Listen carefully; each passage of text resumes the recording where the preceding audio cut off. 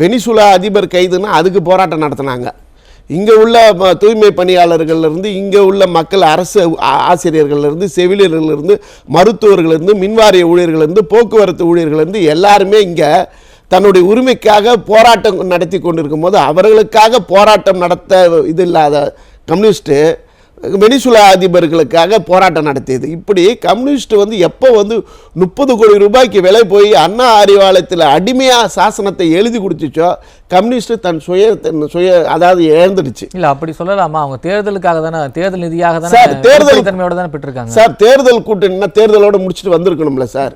ஒரு பெரிய எதிர்கட்சியாக மக்கள், எல்லா மக்களும், தமிழ்நாட்டில் இருக்கிற மக்கள் எல்லாம் கம்யூனிஸ்ட் கட்சியை எதிர்பார்த்து போராட்டம் நடத்துவார்கள். ஊழியர்கள் எல்லாம் சிஐடி யூனியன் வச்சுருக்கீங்கல்ல, எல்லாம் உங்களை நீங்கள் போராட்டம் நடத்துவீங்க, நம்ம உரிமை பெற்று தருவீங்கன்னு நம்பிக்கையோடு இருந்தாங்களே. நீங்கள் அவர்களுடைய நம்பிக்கை எங்கே பெற்றீங்க? எந்த போராட்டத்தை நீ நடத்தினாங்க? ஒன்றுமே இல்லை, தலைவர்கள் தான் மாறினாங்க. பாலகிருஷ்ணன் மாறி, சண்முகம் வந்தார், முத்தரசன் மாறி, வீரபாண்டியன் வந்தாரே தவிர வரும்போது இந்த சண்முகம் வாய் திறந்து திமுக அரசை கண்டித்து 2-3 பேசினார். அதான் மக்கள் அதை எதிர்த்தாங்க.